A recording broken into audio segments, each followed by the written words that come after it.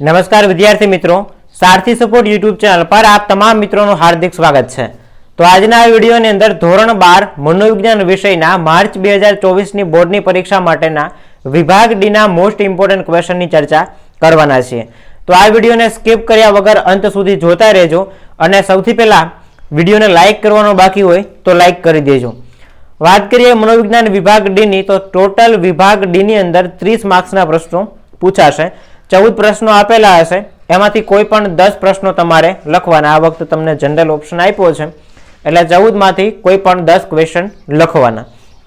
હવે આ જે 14 પ્રશ્ન છે એ કયા કયા ચેપ્ટરમાંથી હશે? તો પહેલું, બીજું, ત્રીજું, ચોથું, પાંચમું, સાતમું, આઠમું, નવમું અને 10મું। મતલબ કે છઠ્ઠા ચેપ્ટરને બાદ કરતા બધાય ચેપ્ટરમાંથી પ્રશ્નો આવશે। હવે આમાં અમુક ચેપ્ટરના નામ પછી સ્ટાર આપેલો છે, તો જે ચેપ્ટર પછી સ્ટાર આપેલો છે એમાંથી બબે ક્વેશ્ચન હશે। જેમ કે ત્રીજા ચેપ્ટરમાંથી, પાંચમા ચેપ્ટરમાંથી, ચોથામાંથી, 7, 8 આ ચેપ્ટર એવા છે કે ભાઈ આમાંથી બબે પ્રશ્નો હશે। હવે તમે બીજા ક્વેશ્ચન, બીજા ચેપ્ટર આમાંથી સ્કીપ કરવા હોય તો સ્કીપ કરી શકો। કઈ રીતે? ત્રીજું ચેપ્ટર, ચોથું, પાંચમું, સાતમું અને આઠમું આ 5 ચેપ્ટર એવા છે કે એમાંથી બબે પ્રશ્ન પૂછાય છે। તો 5 ચેપ્ટરમાંથી બબે પ્રશ્ન હોય તો એ 5 ચેપ્ટર ક્લિયર કરો એટલે 10 પ્રશ્નો તમારા થઈ ગયા। જો આ 5 ચેપ્ટર સરખા તમે કરી શકતા હોય તો બાકીના ચેપ્ટર, જેમ કે પહેલું, બીજું ચેપ્ટર છે, 9મું, 10મું ચેપ્ટર છે, આ 4 ચેપ્ટર તમે સ્કીપ કરવા હોય તો સ્કીપ કરી શકો।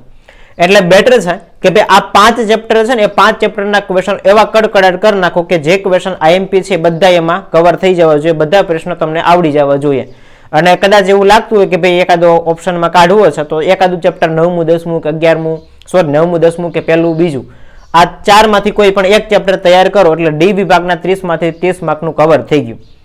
જોઈએ આપણે પહેલા ચેપ્ટરના આઈએમપી ક્વેશ્ચનની, તો પહેલા ચેપ્ટરમાંથી ધ્યાનના વસ્તુલક્ષી નિર્ધારકો તમને પરીક્ષાની અંદર પૂછાઈ શકે। 3 માર્કની અંદર દરેક ક્વેશ્ચનના 3 માર્ક હોય।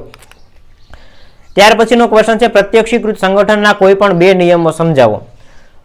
5 માર્કની અંદર પૂછાય તો 4 પૂછાઈ શકે। સમાનતા, સમીપતા, પૂરકતા આ બધાય પૂછાઈ શકે અને 3 માર્કમાં કોઈ પણ 2 પૂછાઈ શકે। ત્યારબાદ સંવેદનનો અર્થ આપી સંવેદનની સમજૂતી તમને 3 માર્કની અંદર પૂછાઈ શકે। એના પછીનો ક્વેશ્ચન છે ધ્યાનના વસ્તુલક્ષી નિર્ધારકો સમજાવો। એક ક્વેશ્ચન ઓલરેડી ઉપર આવી ગયો છે, રિપીટ થયો છે ટાઈપિંગ મિસ્ટેકના કારણે। હવે એની એ વસ્તુ છે। એના પછીનો ક્વેશ્ચન છે પ્રત્યક્ષીકરણની પ્રક્રિયા સમજાવો। તો આ 5 ક્વેશ્ચન છે, આ 5 ક્વેશ્ચન, સોરી 4 જ ક્વેશ્ચન છે, 2 તો રિપીટ થયેલા છે। આ 4 ક્વેશ્ચન તમે કરી નાખો તો બોર્ડની પરીક્ષાની અંદર કદાચ આમાંથી એકાદો પ્રશ્ન આવી શકે। ત્યારબાદ બીજું ચેપ્ટર છે ને એના આઈએમપી ક્વેશ્ચનની વાત કરીએ તો બીજા ચેપ્ટરમાંથી થોર્નડાઈકનો પ્રયોગ પૂછાઈ શકે। પ્રયોગો બધા કરી નાખવાનો, થોર્નડાઈકનો કરી નાખવાનો, સ્કિનરનો કરી નાખવાનો, પાવલોનો કરી નાખવાનો, બધા પ્રયોગ જેટલા છે પ્રયોગ કરી નાખવાના અને સ્ટોરી ટાઈપનું યાદ રાખી દો એટલે યાદ રહી જાય એવું છે, એટલું બધું કઈ હાર્ડ છે નહીં। એના પછી બીજો ક્વેશ્ચન છે કે ભાઈ શિક્ષણમાં મુખ્યત્વે કઈ 3 બાબત અનિવાર્ય છે વિગતે સમજાવો। એના પછીનો ક્વેશ્ચન છે ને આ બધા પ્રશ્નો એવા છે કે જે બોર્ડની અંદર પૂછાઈ ગયેલા છે એટલે આઈએમપી તો છે જ। એના પછી કોહલરે ચિમ્પાન્જી ઉપર કરેલા 2 ખોખાવાળો પ્રયોગ વર્ણવો। 1 ખોખાવાળો પણ પૂછાઈ શકે, લાકડીવાળો પૂછાઈ શકે, રાઈટ। ત્યારબાદ પ્રબલનના પ્રકાર ઉદાહરણ આપી સમજાવો। વિધાયક પ્રબલન અને નિષેધક પ્રબલન થોડાક ઉદાહરણ આપવાના અને સમજાવવાનું છે। ત્યારબાદ કોહલરે ચિમ્પાન્જી ઉપર કરેલો 1 લાકડીવાળો પ્રયોગ વર્ણવો। હમણાં મેં તમને કીધું કે ભાઈ 2 ખોખાવાળો પૂછાઈ શકે, 1 ખોખાવાળો પૂછાઈ શકે અને લાકડીવાળો પૂછાઈ શકે। એટલે આ 3 પ્રયોગ, અને મેં અગાઉ કીધું એમ કે ભાઈ બધા પ્રયોગો છે ને પ્રયોગો વ્યવસ્થિત તૈયાર કરી લેવાના છે। આટલા પ્રશ્નો છે તમને બીજા ચેપ્ટરમાંથી પૂછાઈ શકે। ત્યારબાદ ત્રીજા ચેપ્ટરના ક્વેશ્ચનમાંથી 2 પ્રશ્નો હશે। પહેલો પ્રશ્ન છે સ્ટર્નબર્ગના ત્રિપુટીના સિદ્ધાંતના બુદ્ધિના 3 પાસા દર્શાવી કોઈ એક પાસાની સમજૂતી આપો। 5 માર્કની અંદર જી ફેક્ટર અને એસ ફેક્ટર જે સ્પિયરમેનનો દ્વિઘટક સિદ્ધાંત છે એ પૂછાઈ શકે એવો હતો, એ આપણે વાત કરી હતી અને ત્યારે મેં તમને કીધું હતું કે ભાઈ સ્ટર્નબર્ગનો ત્રિપુટીનો સિદ્ધાંત કદાચ ડી વિભાગની અંદર આઈએમપીમાં પૂછાઈ શકે, તો એ પ્રશ્ન છે આમાં।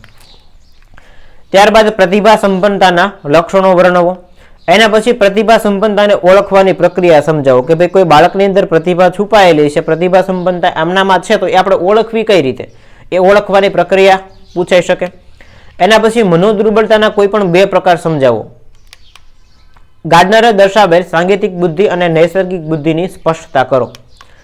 અને છેલ્લો ક્વેશ્ચન છે કે ભાઈ બુદ્ધિ અંગેના સામાન્ય સંભવિતતાના આલેખની સમજૂતી આપો. ઓલો જે કર્વ જે હતો ને કે ભાઈ આટલા ટકા લોકો મંદ બુદ્ધિમાં આવે, આટલા એવરેજમાં આવે, આટલા પ્રતિભા સંપન્નમાં આવે, આલેખ તમારે સમજાવવાનો પરીક્ષામાં પૂછાઈ શકે. એના પછી આપણે ચોથા ચેપ્ટરની વાત કરીએ તો ચોથા ચેપ્ટરમાંથી જે પ્રશ્નો પૂછાશે એમાં 2 પ્રશ્નો હશે. મતલબ કે ચોથા ચેપ્ટરમાંથી વિભાગ ડી ની અંદર 2 ક્વેશ્ચન છે. જોઈએ આપણે સૌથી પહેલો ક્વેશ્ચન, મનોવલણ જૂથ વ્યાપી હોય છે. મતલબ કે મનોવલણ છે ને એ જૂથ તરફ ફેલાય, જૂથ વ્યાપી હોય એ સમજાવવાનું છે. એના પછીનો બીજો ક્વેશ્ચન છે કે ભાઈ સંચાર માધ્યમો અને કાયદા દ્વારા પૂર્વગ્રહ ઘટાડી શકાય છે. આ એક વિધાન થઈ ગયું. તો આ વિધાનને તમારે ઉદાહરણ આપી અને સમજાવવાનું પરીક્ષાની અંદર પૂછાઈ શકે. ત્યાર પછીનો ક્વેશ્ચન જોઈએ તો કે ભાઈ મનોવલણ જન્મજાત નહીં, સંપાદિત છે. કોઈ બાળક જન્મે ને તો એ જન્મતા વેત એનામાં કોઈ મનોવલણ કે પૂર્વગ્રહ હોતા નથી, પણ એ જેવું જેવું મોટું થતું જાય એમ શીખતું જાય. એટલે આ વિધાન થઈ ગયું કે ભાઈ મનોવલણ જન્મજાત નથી, સંપાદિત છે, શીખેલા છે. આ વિધાન તમારે સમજાવવાનું છે. એના પછી પૂર્વગ્રહનું સ્વરૂપ સમજાવવાનું છે. ત્યારબાદ પૂર્વગ્રહ ઘટાડવાની અંદર સંચાર માધ્યમોનું મહત્વ સમજાવો. મતલબ કે ઇન્ટરનેટ, મોબાઈલ, ટેલિફોન, કોઈ દૂરદર્શનની અંદર કાર્યક્રમ પ્રસારિત થાય તો આનાથી પૂર્વગ્રહ ઘટાડી શકાય છે. કેવી રીતે? તો એના વિશે તમારે સંચાર માધ્યમોમાં કેવી રીતે અગત્યના છે, મહત્વના છે, સમજાવવાનું. આ 5માંથી કોઈ પણ 2 પ્રશ્ન પરીક્ષામાં પૂછાઈ શકે.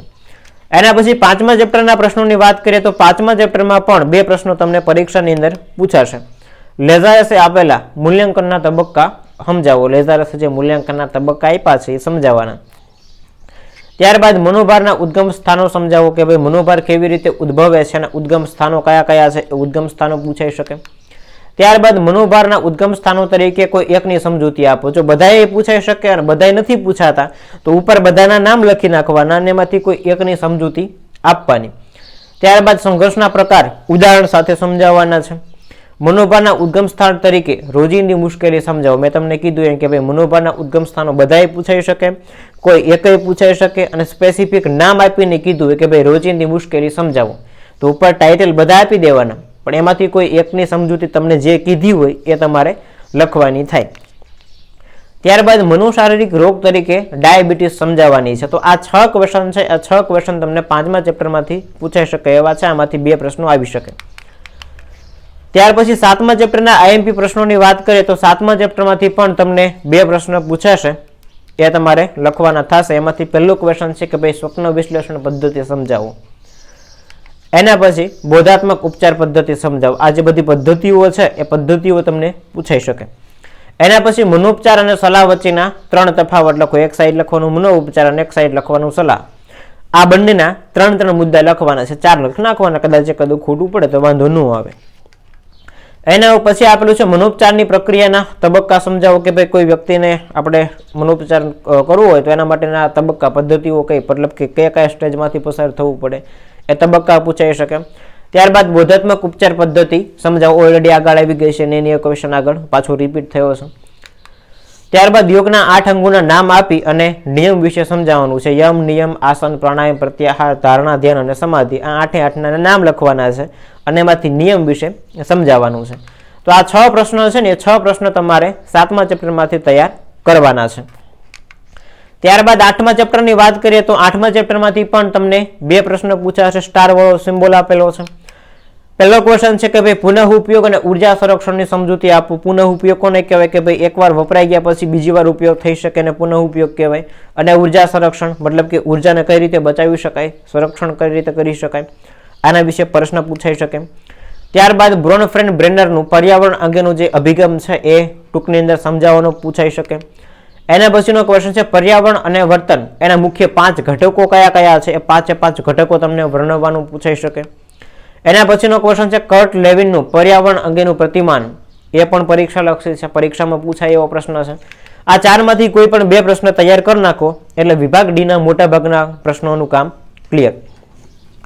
ત્યારબાદ 9મા ચેપ્ટરના આઈએમપી ક્વેશ્ચનની વાત કરીએ તો કોઈ એક ક્વેશ્ચન આમાંથી હશે. વ્યવસ્થાપકોના મૂળભૂત કાર્ય દર્શાવી કોઈ પણ 2 કાર્યની સમજૂતી આપવાની છે.